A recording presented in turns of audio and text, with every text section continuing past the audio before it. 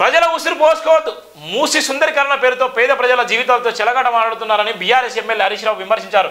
వేలాది మంది ప్రజలను నిరసన చేస్తున్నారని ఆగ్రహం వ్యక్తం చేశారు. బాధితులు చాలా ఆందోళనలో ఉన్నారని చెప్పారు. CM Revanth Reddy real estate వ్యాపారులా వ్యవహరిస్తున్నారని చెప్పారు. హరీష్ రావు నేతృత్వంలో బీఆర్ఎస్ ఎమ్మెల్యేలు ఎమ్మెల్సీల బృందం మూసి హైదరాబాద్ బాధితులను పరామర్శించేందుకు హైదరాబాద్ హైదర్ షా కోటకు. ఈ సందర్భంగా తెలంగాణ భవన్తో హరీష్ రావు మీడియాతో మాట్లాడుతూ రాహుల్ గాంధీ బుల్డోజర్ రాజ్యం పోవాలని ఉపన్యాసాలు ఇస్తారని, తెలంగాణలో బుల్డోజర్ రాజ్యాన్ని ఆపాలన్నారు. సీఎం రేవంత్ రెడ్డికి హామీ నెరవేర్చడానికి డబ్బులు లేవు, కానీ మూసి సుందరీకరణకు 150,000 కోట్లు ఎక్కడివని ప్రశ్నించారు. 1,500 కోట్లతో మూసి సుందరీకరణ డిపిఆర్ చేస్తున్నారని, 150 కోట్లతో కనీస వైద్య సదుపాయాలు కల్పించలేరా అని ప్రశ్నించారు. ప్రభుత్వ పాఠశాల టాయిలెట్స్ లేవని, సర్కారు దవాఖానలు సరిగ్గా మందులు లేవన్నారు. 7 నెలల నుంచి మధ్యాహ్న భోజన బిల్లులు కూడా రాలన్నారు. ఓకే, ఇవన్నీ ఓకే. హరీష్ అన్న కొంతవరకు, ఎందుకంటే సీనియర్ లీడర్ కాబట్టి చెప్తున్నాను, హరీష్ అన్న చేసేటువంటి బాగుంది. గత బీఆర్ఎస్ హయాంలో మీ మంత్రులు కొంతమంది మీరు వల్ల నిజంగా బీఆర్ఎస్కి కొంత లాభం ఉన్నప్పటికీ, కొంతమంది ఎమ్మెల్యేలు, కొంతమంది రాజకీయ నాయకులు మీ జీవితాలతో చెడగొడితే ఈరోజు మీరు ఇవాళ పదవులు లేకుండా పోయిలు.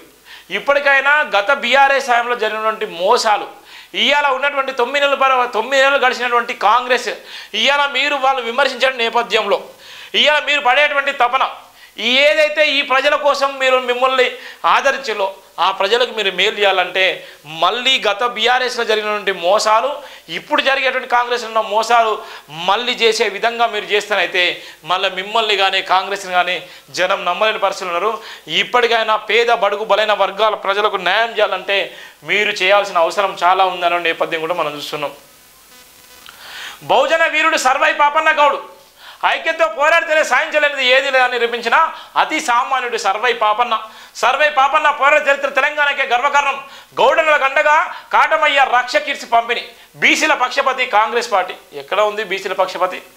బహుజన రాజ్యాన్ని స్థాపించిన మొట్టమొదటి వీరుడు సర్వై పాపన్న అనే అతి సాధారణ కుటుంబంలో జన్మించి పశువుల కాపరిగా గీత కార్మికుడిగా కొనసాగిన తన ప్రస్థానంలో అణచివేత వివక్షతకు వ్యతిరేకంగా పోరాటం చేసిన మహాయోధుడు పాపన్నని వరంగల్ పార్లమెంట్ సభ్యులు డాక్టర్ కడియం కావ్య కీర్తించారు. స్టేషన్ గన్పూర్ నియోజకవర్గం లింగల గన్పూర్ మండల కేంద్రంలో ఏర్పాటు చేసిన సర్దార్ సర్వై పాపన్న గౌడ్ విగ్రహాన్ని రాష్ట్ర బీసీ రవాణా శాఖ మంత్రి వర్యులు పొన్నం ప్రభాకర్ గౌడ్, జిల్లా కలెక్టర్ షేక్ రిజ్వీనా భాషతో కలిసి వరంగల్ ఎంపీ డాక్టర్ కడియం కావ్య, మాజీ ఉప ముఖ్యమంత్రి station Ghanpur MLA Kadiyam CR ఆవిష్కరించారు. అనంతరం బీసీ ఎక్సైజ్ శాఖ ఆధ్వర్యంలో గౌడ కులస్తుల కటమయ్య రక్ష కిట్స్ని పంపిణీ చేశారు. ఈ సందర్భంగా మంత్రి పొన్నం ప్రభాకర్ మాట్లాడుతూ దసరాలోపే గౌడ కులస్తులకు ఎక్స్గ్రేషియా భాగ్యాలు చెల్లిస్తామని హామీ ఇచ్చారు. మన హక్కుల కోసం, సమస్యల కోసం ఎల్లప్పుడూ కృషి చేస్తామని తెలిపారు. మనకు తెలియకుండానే మన పూర్వీకుల పోరాట స్ఫూర్తి మనకు వర్తిస్తుందని సర్వార్ పాపన్న గౌడ్ పోరాటాలకు ఆనాడు బహుళ ప్రపంచానికి తెలియకుండా చేశామని తెలిపారు. ఈనాడు గౌడ కులస్తులు చైతన్యమై పాపన్నను ఆదరించాలన్న నేపథ్యం కూడా ఉంది. ఇవాళ ఉన్నటువంటి సర్వార్ పాపన్న గౌడ్ నిజంగా చరిత్ర ఒక బహుజనుల కోసం కొట్టినటువంటి చరిత్ర. సర్వార్ పాపన్న నిజంగా ఈ సమాజం పట్ల అవగాహన పెంచుకున్నటువంటి వ్యక్తి. సర్వార్ పాపన్న నిజంగా ఈ తెలంగాణ ఉద్యమానికి, మలిదశ ఉద్యమాలకు కానీ, అనేకమైన ఉద్యమాలకు కానీ, ఇలా రజాకారుల ఉద్యమాలకు కానీ ఇవాళ ఆయన ఆ ఉద్యమాలు తుంగలు దొక్కేసి ఎన్నో ఉద్యమాలు చేసి ఇలా బహుజనులు చైతన్యం చేసినటువంటి ఏకైక వీరుడు సర్వార్ పాపన్న గౌడ్, ఒక బహుజనుల వారసుడు. కానీ ఇలా నిజంగా సర్వార్ పాపన్న గౌడ్కి నిజంగా సర్వత్ర న్యాయం జరుగుతుందా? ఇలా ఎంతమంది నిజంగా గౌడ్లో తెలుసు, ఎంతమంది బీసీలు నిజంగా ఆదరిస్తారు, ఎంతమంది ఎస్సీలు ఆయన ఆదరిస్తారు, ఎంతమంది నిజంగా ఇలా ఆయన చేసినటువంటి పోరాటానికి స్ఫూర్తిగా నిలిచారు. ఇగో ఇవన్నీ ఉంటే మాటలకు చెప్పేటువంటి నేపథ్యం ఉంటుంది తప్ప చేతలకి ఏముండేటువంటి నేపథ్యం కూడా చూస్తున్నాం. 7వ తరగతి బాలికపై లైంగిక దాడి సిద్దిపేటలో జరిగింది. ఒక పక్కన చూడు ఎంత దారుణమో, చూడు సిద్దిపేట జిల్లాలో జరిగినటువంటి నేపథ్యం చూడండి. ఒక పక్కన భయంకరమైనటువంటి నేపథ్యం ఉంది. 7వ తరగతి బాలికపై లైంగిక దాడి, చిన్నపిల్లలపై 3వ తరగతి బాలికలపై లైంగిక దాడి, చిన్నపిల్లలపై ఎంత భయంకరమైన ప్రాబ్లం ఉంది. ఇలా తెలంగాణ రాష్ట్రంలో ఏ విధంగా దాడులు అవుతున్నాయి. మరి ఈ శాఖకు ఎవరు ముఖ్యమంత్రి, ఈ శాఖకు ఎవరు బాస్ అంటే ఇదే సీఎం రేవంత్ రెడ్డి. ఈ శాఖకు మరి ఆయన రివ్యూ చేస్తున్నాడా? మరి మనం లైంగిక దాడులు చేసేటువంటి భయంకరమైన పరిస్థితి చూస్తున్నాం. ఇలా యూపీలో చూసినాం, మన లక్నోలో ఒక పిల్లోడికి నిజంగా వాడిని ఎంత దారుణంగా చంపేసారు. నరబలిచ్చిన నేపథ్యం ఉంది. ఏం జరుగుతుందంటే ఆ రాష్ట్రంలో జరిగింది ఈ రాష్ట్రంలో చూపెడతారు, ఈ రాష్ట్రం జరిగింది ఆ రాష్ట్రంలో పెడతారు. ఇక్కడ మా దగ్గర జరిగింది ఆ రాష్ట్రం జరగలేదా అని చెప్పడానికి ఇవన్నీ ఒక ఉదాహరణ. సిద్దిపేట జిల్లా దారుణం చోటు చేసుకుంది. 7వ తరగతి బాలికపై యువకుడు లైంగిక దాడికి పాల్పడ్డాడు. ఈ విషాదకర సంఘటన కొమరవెల్లి మండలం గురువన్నపేటలో చోటు చేసుకుంది. దీంతో ఆగ్రహించిన బాలిక కుటుంబ సభ్యులు, గ్రామస్తులు నిందితుడి ఇంటిని పెట్రోల్ పోసి తగలబెట్టారు. కారు జేసీబీని ధ్వంసం చేశారు. గ్రామస్తుల దాడిలో పలు వాహనాలు ధ్వంసమయ్యాయి. గ్రామంలో ఉద్రిక్త పరిస్థితులు నెలకొనడంతో సమాచారం అందుకున్న పోలీసులు సంఘటన స్థలానికి చేరుకున్నారు. ఆందోళనకారులను చెదరగొట్టారు. కేసు నమోదు చేసుకుని దర్యాప్తు చేపట్టారు. పూర్తి వివరంగా తేలాల్సి ఉన్నటువంటి నేపథ్యం. మొన్నప్పటికే మన ఇంటిని తగలబెట్టేసిళ్ళు, జేసీబీ గీసీబీ కారణం అన్ని తగలబెట్టిలు. గప్పుడు తర్వాత పోలీసులకు సమాచారం వచ్చింది. ఈ 2 శాఖలకు ఎవరు, పోలీస్ శాఖకును విద్యాశాఖకి ఎవరున్నారంటే ఈ రాష్ట్ర ముఖ్యమంత్రి ఉన్నాడు. ఇవాళ ఇంటెలిజెన్స్ ఏం చేస్తుంది?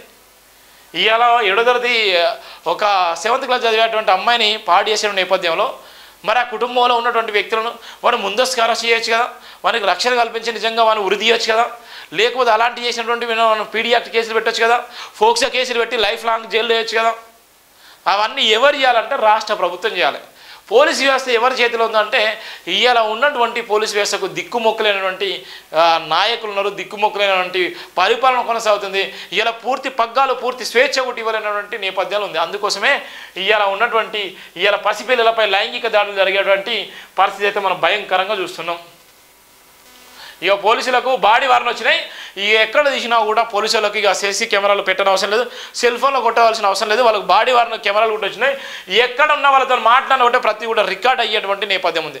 ఇలా పోలీసులతో వాగ్వాదం చేసిన నేపథ్యంలో ఇలా పోలీసులకు అయితే బాడీ వార్న్ కెమెరాలు అయితే వచ్చేసే దానికి సంబంధించినటువంటి ఏసీపీ చూపెడుతున్న నేపథ్యం ఉంది. ట్రాఫిక్ పోలీసులు body worn, traffic and drive స్థానికలు సమ్మెలు మందుబాబులను కట్టడి చేసేందుకు వరంగల్ ట్రాఫిక్ విభాగంలో బాడీ వార్నర్ కెమెరాలు వచ్చేసాయి. ఇకపై మందుబాబులు తస్మా జాగ్రత్తగా ఉండాలని వరంగల్ ట్రాఫిక్ ఏసీపీ సత్యనారాయణ తెలియజేశారు. ట్రై సిటీ పరిధిలో డ్రంక్ అండ్ డ్రైవ్ స్థానికతో పాటు శాంతి భద్రతల పర్యవేక్షణ విధులు నిర్వహించే సమయంలో ప్రజల నుండి ఎదురయ్యే సమస్యల దాడులను నియంత్రించే పోలీసు అధికారులు పారదర్శకంగా విధులు నిర్వహించేందుకు గాను పోలీస్ శాఖ ప్రధాన కార్యాలయం నుండి మంజూరైన బాడీ వార్నర్ కెమెరాలను వరంగల్ ట్రాఫిక్ ఏసీపీ ట్రాఫిక్ అధికారులు అందజేశారు. కమిషనరేట్ పరిధిలో 3 ట్రాఫిక్ పోలీస్ స్టేషన్లకు 3 చొప్పున బాడీ వార్నర్ కెమెరాలు అందజేయడం జరిగింది. ఇకపై నగరంలో ట్రాఫిక్ పోలీస్ అధికారులు బాడీ వార్నర్ కెమెరాలను ధరించి తానికలు చేపట్టడం జరుగుతుంది. తద్వారా తానికల సమయంలో ఎవరైనా వాహనదారుడు పోలీసులపై దాడులకు పాల్పడినా, దూషించి మరితేర విధులను ఆటంకపరిచే విధంగా ప్రవర్తించిన పోలీస్ అధికారి ఒంటి ఉన్న కెమెరా సంఘటన స్థలంలో జరిగిన వాస్తవాలను చిత్రీకరించడం జరుగుతుంది. అలాగే ట్రాఫిక్ అధికారులు తానికల సమయంలో పారదర్శకంగా విధులు నిర్వహించేందుకు అనువుగా ఉంటుందని ఏసీపీ తెలియజేశారు. ఈ కార్యక్రమం ట్రాఫిక్ ఇన్స్పెక్టర్ రామకృష్ణ, నాగబాబుతో పాటు ట్రాఫిక్ ఎస్ఐలు కూడా పాల్గొన్న నేపథ్యం కూడా చూస్తున్నాయి. ఇక ట్రాఫిక్ సంబంధించిన బాడీ వార్నర్ కెమెరాలు కూడా వచ్చినాయి. అది పెట్టేసుకుంటే ఆటోమేటిక్గా రికార్డ్ అయ్యేటువంటి నేపథ్యం ఉంది. ఆ రికార్డ్ అయ్యే నేపథ్యంలో ఎవరేం మాట్లాడినా, ఎవరేం చేసినా కూడా అది అందులో రికార్డ్ అయితే దాన్ని ఆ రికార్డ్ అయినటువంటి పరిస్థితిని కూడా వాళ్ళు వీడియోని కూడా పబ్లిక్ కూడా చూపించుకునేటువంటి నేపథ్యం కూడా ఉంటుంది. దాని తర్వాత కూడా వాళ్ళ మీద కేసులు పెట్టేటువంటి ప్రయత్నం కూడా చేస్తారు. ఇరగదీస్తున్న ఇన్ఛార్జి వీసీల పాలన ఇదైతే ఘోరం. ఇరగదీస్తున్నారు. ఒక పక్కన ఇన్ఛార్జి వీసీలు ఎవరైతే ఉన్నారో కలెక్టర్లకు ఇచ్చిన నేపథ్యంలో ఇలా ఉన్నటువంటి కాంగ్రెస్ ప్రభుత్వం ఉన్న తర్వాత ఇప్పటికీ వీసీలు నియమించలేదు. ఇప్పుడు ఉన్నటువంటి ఎవరైతే ఇన్ఛార్జి వీసీలు ఉన్నారో ఇన్ఛార్జి వీసీలే ఇలా పనిచేసేటువంటి నేపథ్యం. ఇన్ఛార్జి వీసీలకు పగ్గాలు ఇచ్చిన నేపథ్యంలో అంతంత మాత్రాన్ని చేస్తున్నారు. కానీ వాళ్ళు చేసేటువంటిది వాళ్ళకి తెలుసు కాబట్టి ఆ ఐఏఎస్ ఆఫీసర్లు ఇవాళ చేస్తున్నారు, కొంతవరకు చేస్తున్నారు. ఇంకా కొంతవరకు అయితే వాళ్ళు పూర్తి కూడా స్వేచ్ఛ లేదు. వాళ్ళు చేయాలన్నా కూడా చేయలేనటువంటి నేపథ్యం ఉంది. ఏదో విద్యా వ్యవస్థ అయితే ఎంత నీరు గారిపోయింది, విద్యా వ్యవస్థ ఎంత భయంకరంగా ఉందో చెప్పకనే చెప్తున్నారు నేపథ్యం. ఇరగదీస్తున్నటువంటి ఇన్ఛార్జి వీసీల పరిపాలన. రెగ్యులర్ వీసీలు విశ్వవిద్యాలయాలకు నిలువున ముంచారు. ఇన్ఛార్జి వీసీలను ఇంకెంతకాలం కొనసాగించాలి? ఐఏఎస్లకు మజాక ప్రతి ఫైలు పరీక్షిస్తున్నారు. కేయూ పాలను గాడిలో పెడుతున్న సుప్రీం అధికారిని వీసీ వాకటకరణ. సర్చ్ కమిటీల చుట్టూ మోసగాళ్ల ప్రదర్శనలు. కష్టపడ్డలను వదిలేసి కసేగాలను వీసీలుగా ఎంపిక చేయొద్దు. వీసీల అర్హత ప్రొఫైల్స్పై క్షేత్రస్థాయి విచారణ జరిగిందా? కేవీల ఆచార్య మల్లారెడ్డికి వీసీగా అవకాశం ఇచ్చి తీరాల్సిందే. సీనియర్ ఆచార్యులు గాదె దయాకర్కు సమిష్టి స్థానం కేటాయించండి. అన్ని హైదరాబాద్ నల్గొండకే కేటాయిస్తే వరంగల్ పరిస్థితి ఉంది. 80 ఏళ్ళు ఉన్నాడు కూడా వీసీ కావాలనుకుంటున్నాడు. ఇదెక్కడి విచిత్రం? లెక్క లేదు, పత్రం లేదు. వీసీల పదవుల కోసం బేరలాడుతున్నారు. సర్వీస్ ముగిసిన వాళ్ళకి ఇస్తే సర్వనాశనం చేస్తారు. అన్ని 60 గనులనే నియమించండి.